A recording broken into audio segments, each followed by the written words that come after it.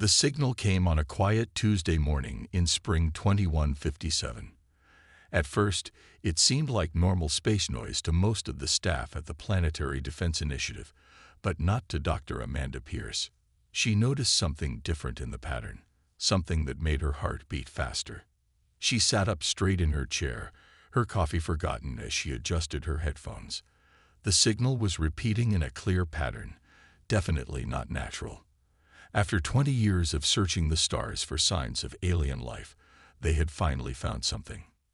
"Peter, come look at this," she called to her colleague, Peter Martinez, who was sorting through data at a nearby desk. He walked over, his expression changing from mild interest to excitement as he looked at her screen. "That's not random noise," he said, leaning closer to the monitor. "Where's it coming from?" "Proxima Centauri system," Amanda replied, her fingers flying over the keyboard as she refined the signal. "It's weak but clear. We're getting actual data transmission." The next few hours passed in a blur of activity. More scientists joined them, and soon the whole department was buzzing with energy. They brought in their best computers and started working on decoding the signal.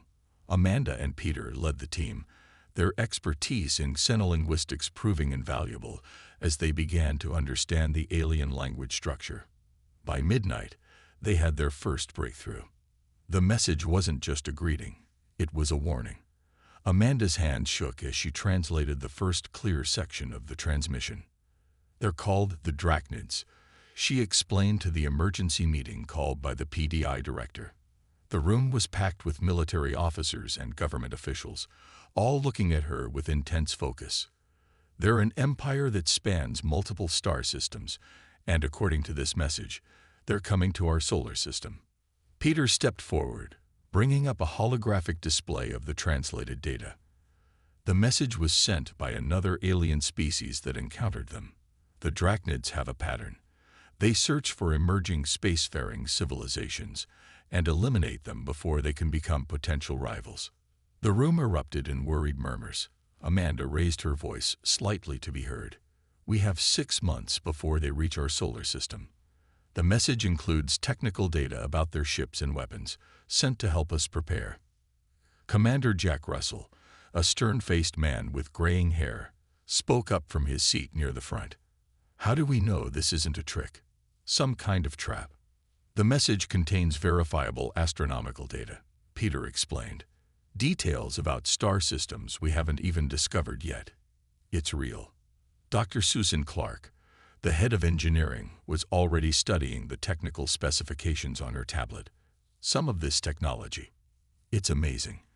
If we can understand it in time, we might have a chance to defend ourselves." The PDI director stood up, his face grave but determined. "Dr. Pierce, Mr. Martinez, you'll continue working on the translations.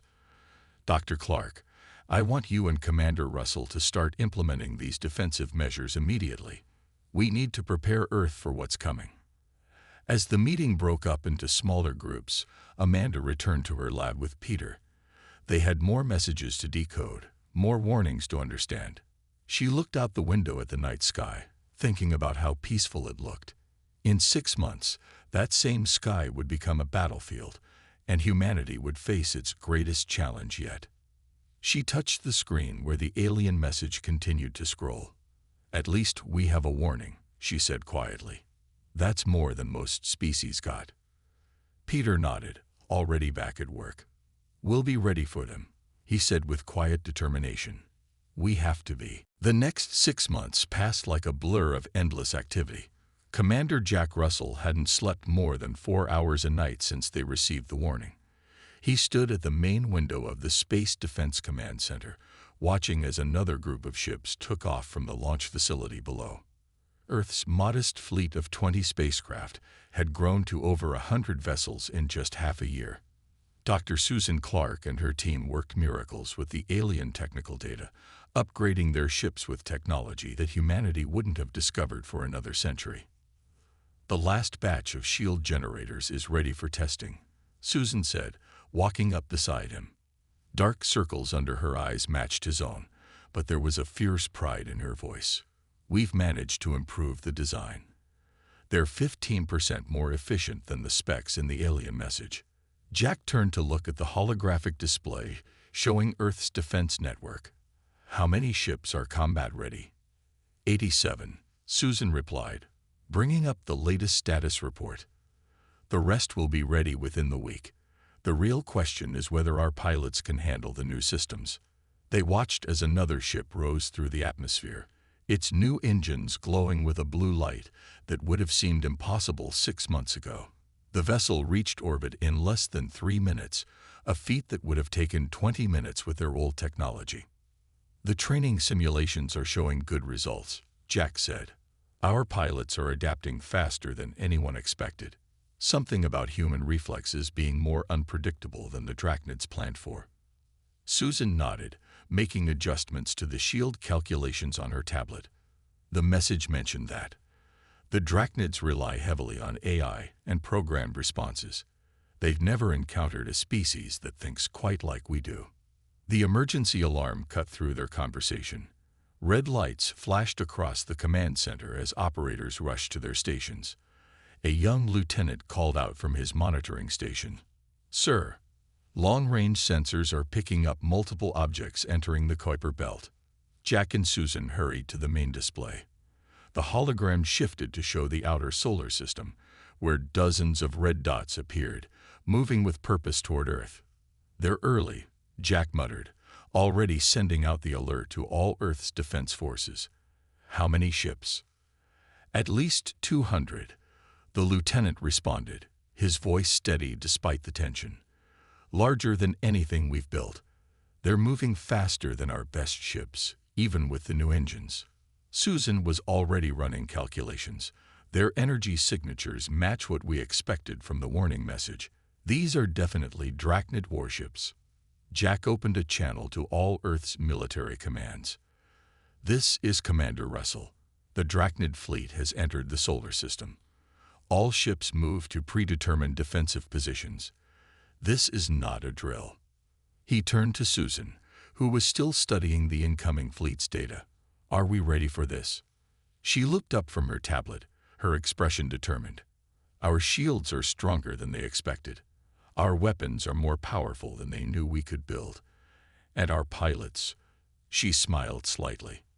Well, they're about to learn that humans don't fight like their computers predict.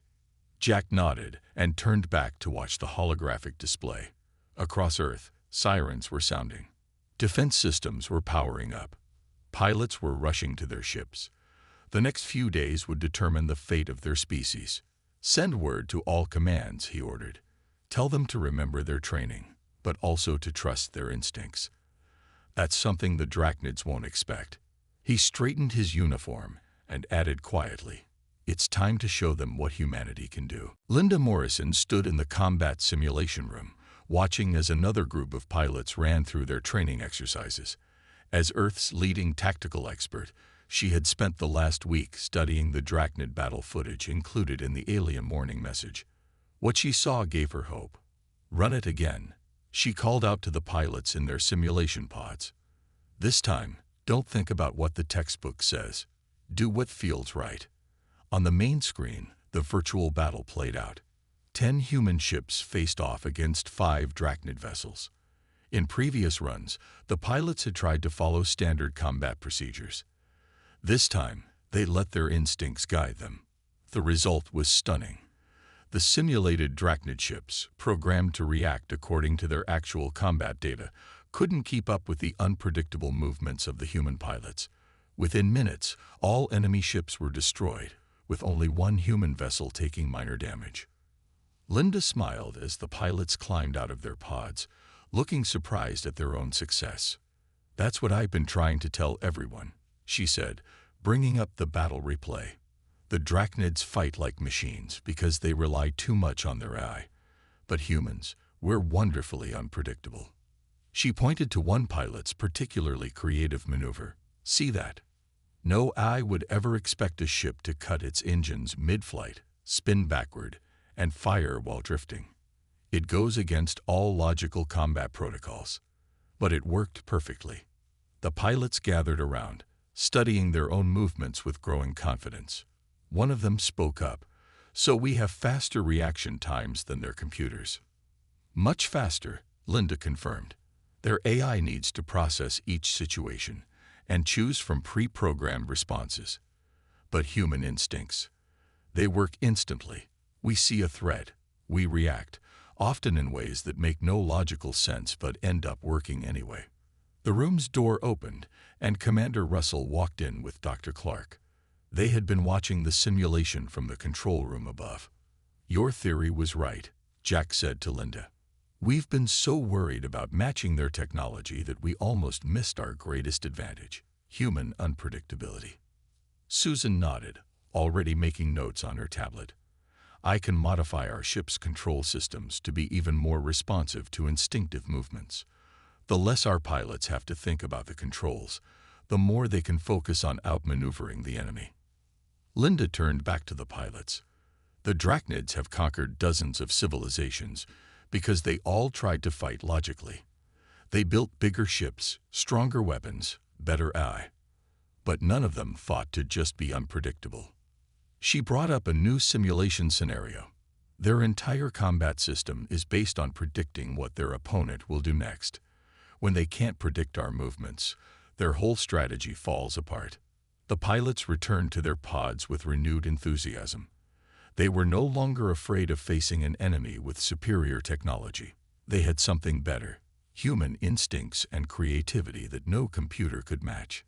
"Send this data to all our training centers," Jack ordered. "Every pilot needs to understand this advantage. Tell them to forget everything they know about traditional space combat. We're going to write a new rulebook."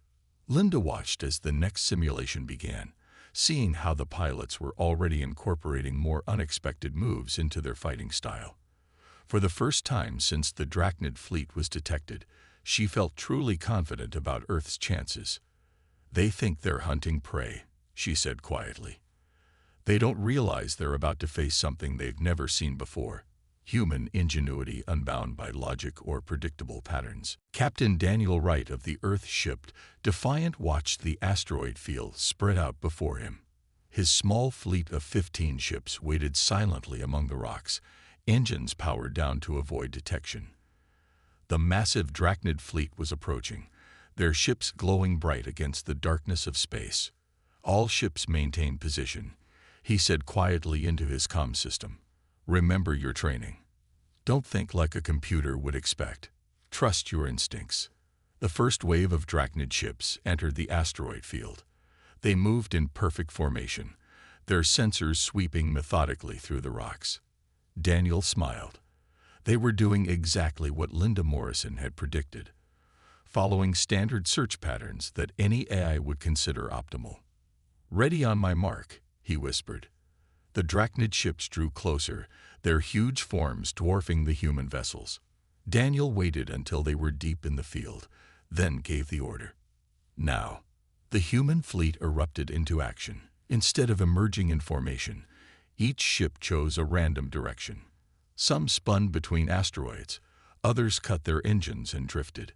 The Defiant itself shot straight up, then cut power and flipped upside down while firing.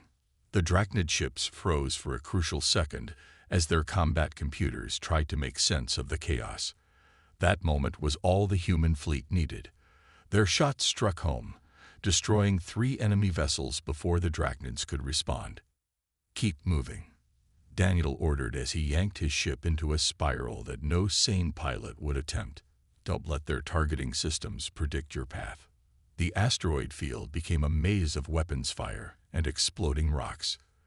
The human ships darted between the asteroids like angry wasps, never moving in straight lines, never following patterns. The larger Drachnid vessels struggled to track them, their sophisticated targeting computers overwhelmed by the seemingly random movements. A blast rocked the Defiant, but its new shields held. Daniel grinned as he saw the reason. A Drachnid ship had fired at his previous position, exactly where their combat computers had predicted he would be. Instead, he had done something no logical system would expect, cutting his engines and letting momentum carry him in a different direction. "Sir," his sensor officer called out, "their formation is breaking up. Their ships are starting to interfere with each other's targeting systems. Daniel watched as the Drachnid fleet fell into confusion. Their perfectly coordinated movements became jerky and uncertain as each ship's AI tried to adapt to the unpredictable human attacks. Two Drachnid vessels collided while trying to track the same human ship, their shields flaring bright before both ships exploded. "Push the advantage," he ordered. "All ships, pick your targets and attack at will. Show them what human creativity can do." The battle lasted another 20 minutes. When it was over, 8 Drachnid ships had been destroyed, and 3 more were heavily damaged. The human fleet had lost only 2 ships, whose crews had managed to eject safely. As the remaining Drachnid vessels retreated, Daniel received a transmission from Earth Command. Commander Russell's voice came through, filled with pride. "Outstanding work, Captain. You just proved that humanity can stand up to their best ships." Daniel looked at his crew, seeing the same fierce joy on their faces that he felt. "We did more than that, sir," he replied. "We just showed them that all their advanced technology means nothing against human unpredictability. And this was just our first real fight." As his ships regrouped among the asteroids, Daniel knew this battle would change everything. The Drachnids had just learned that humanity wasn't like the other species they had conquered.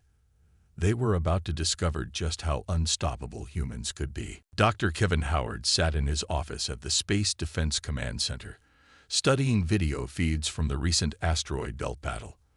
As a military psychologist, he had noticed something fascinating about the Drachnid response to human tactics. The aliens weren't just being defeated, they were becoming confused and disorganized. "Look at this," he said to Mary Rodriguez, the strategic analyst who had joined him. He pointed to a recording of a Drachnid ship spinning in circles, unable to decide which human vessel to target. "Their entire combat system is breaking down because they can't understand our behavior." Mary leaned forward, her eyes bright with interest. "Their ships have the most advanced AI in the galaxy, but they can't handle actions that don't follow logical patterns." She pulled up her own data on her tablet. "After studying the battle recordings, I think we can use this weakness against their entire fleet." Kevin nodded eagerly. "Exactly. The Drachnids have conquered so many worlds because they expect every species to fight in ways that make tactical sense. But humans," he laughed softly, "we're the first species they've met who will do something completely illogical just because it might work." They brought their findings to Commander Russell and the other military leaders. Using the main display screen, Mary showed examples from the asteroid battle. "See how their ships freeze for a moment when our pilots do something unexpected. Their combat computers are trying to make sense of actions that have no logical explanation." "So what are you suggesting?" Jack asked, studying the footage carefully. "We need to push this advantage," Mary explained. "Instead of just letting our pilots be naturally unpredictable, we should design strategies that deliberately confuse their systems. The more illogical we appear, the more their AI will struggle." Kevin stepped forward. "The Drachnids have no concept of tactical deception. Their computers assume that every military action must have a logical purpose. If we create battle plans that appear completely random, their entire command structure will start to break down." The room was quiet as the military leaders considered this idea. Finally, Jack smiled. "You want us to act crazy on purpose, to do things no sensible military force would ever consider." "Exactly," Mary said. "We'll have ships attack and retreat for no apparent reason. We'll send vessels in opposite directions during battle. We'll have pilots laugh and tell jokes over open channels during combat. Anything that makes no sense to their logical minds." The plan took shape quickly. They would combine standard military tactics with completely random actions. Some ships would fight normally while others performed bizarre maneuvers. The Drachnid computers would be forced to deal with both logical and illogical behavior at the same time. "Their entire society is built on logic and order," Kevin explained. "They've never faced an enemy who embraces chaos as a strategy. We're not just fighting their ships, we're attacking the very way they think." Testing began immediately. In simulation after simulation, the new tactics proved even more effective than they had hoped. The Drachnid AI systems couldn't adapt to behavior that defied all military logic. Their responses became increasingly erratic as they tried to find patterns in pure randomness. "We're ready to implement this fleet-wide," Mary told Commander Russell at the end of the day. "Every human ship will become a puzzle that their computers can't solve." Kevin watched the final simulation, where a small group of human ships had completely confused a much larger Drachnid fleet. "They thought their technology made them invincible," he said quietly. "But they never considered that human insanity might be our greatest weapon." Commander Lisa Bennett sat in the captain's chair of her ship, the Valiant, looking at the massive Drachnid fleet ahead. Her heart was beating fast, but her voice remained steady as she addressed her crew and the other ship captains through the comm system. "Remember everything we've learned," she said. "Today we're going to show them something they've never seen before. We're going to make them question everything they think they know about warfare." The plan was crazy. Many would call it suicide. But that was exactly why it would work. The Drachnid fleet hung in space before them, their ships arranged in perfect geometric patterns. They were beautiful in their own cold, mechanical way. "All ships, follow my lead," Lisa ordered. Then she said the words that would change the course of the war: "Begin Operation Chaos." The human fleet surged forward, but not in any formation the Drachnids could recognize. Some ships spun in spirals. Others flew backward while firing. A few shut down all systems and drifted, playing dead until enemy ships got close. Every vessel moved in its own unique, unpredictable pattern. Lisa's own ship, the Valiant, led what appeared to be a suicidal charge straight into the heart of the Drachnid fleet.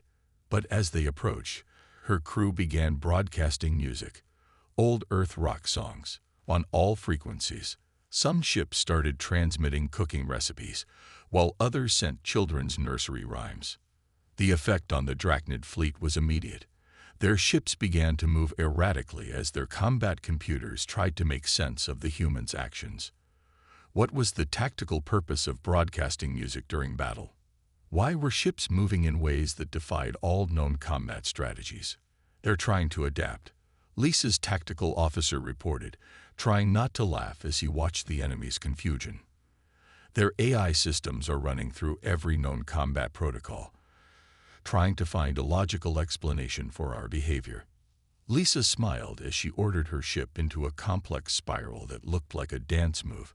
"They won't find one. There is no logic to what we're doing. That's the whole point." The Drachnid fleet's perfect formation began to break apart. Ships collided as their predictive movement systems failed.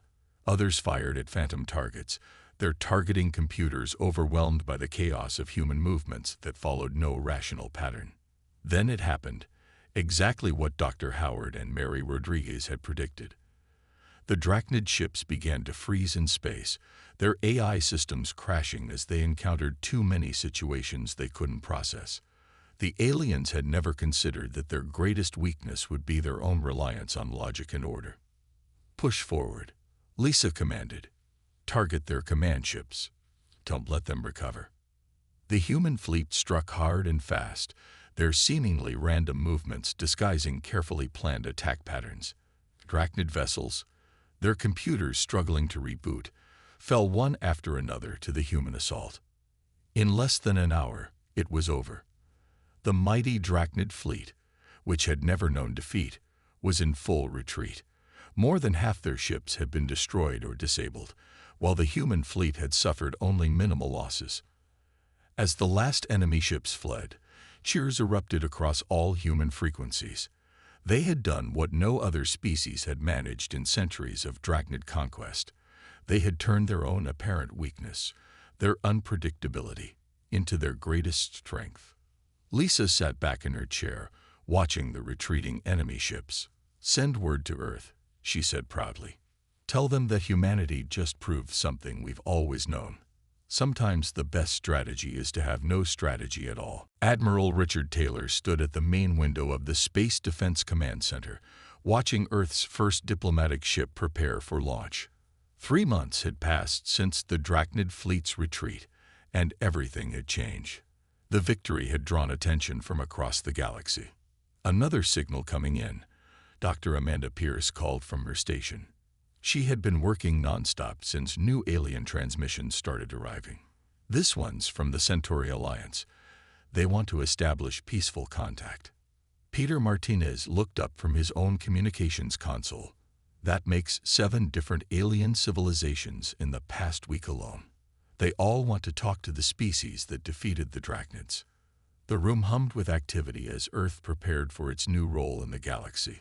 The Drachnid Empire, which had terrorized countless worlds for centuries, had withdrawn to its core systems. Their defeat by humans had shattered their reputation of invincibility. Our latest intelligence reports show the Drachnids are completely reorganizing their military. Commander Jack Russell said, joining the Admiral at the window. They're trying to understand how they were defeated by what they considered a primitive species. Richard smiled. They still don't understand. They're trying to find a logical explanation for their defeat. They're looking for patterns and strategies they can analyze. But there weren't any, Susan Clark added, walking over with her tablet displaying the latest technical data. Our victory came from embracing chaos and unpredictability, something their logical minds simply can't grasp. On the launch pad below, the diplomatic vessel readied for takeoff. It would carry Earth's first official representatives to meet with the Galactic Council. Dr. Pierce and Peter Martinez would lead the delegation, their experience with alien communication making them the perfect choices. The other species are fascinated by us, Amanda said, reading through the latest messages. They've all been living in fear of the Drachnids for so long, trying to match their technology and logic. None of them ever thought to try being unpredictable. The ship's engines fired up, its new hybrid design combining Earth creativity with alien technology. It represented everything humanity had achieved, the ability to take advanced science and make it uniquely their own. The Galactic Council wants to study our training methods, Jack mentioned. They're particularly interested in how we teach our pilots to think creatively in combat situations. We're already getting trade offers, Peter added. Several species want to exchange their technology for our tactical insights. They see human unpredictability as a valuable trait, not a weakness to be corrected. The diplomatic ship rose gracefully from the pad, its hull gleaming in the morning sun. As it climbed toward space, Richard thought about how far they had come. Just a year ago, humanity had been alone in the universe, unaware of the threats and possibilities that waited among the stars. We're entering a new age, he said quietly. Humanity isn't just going to survive in the galaxy. We're going to help reshape it. Our creativity, our unpredictability, our willingness to try the impossible. These are gifts we can share with other species. The ship disappeared into the blue sky, carrying humanity's representatives to their first meeting with the wider galactic community. On screens around the room, messages continued to arrive from alien civilizations eager to establish contact with Earth.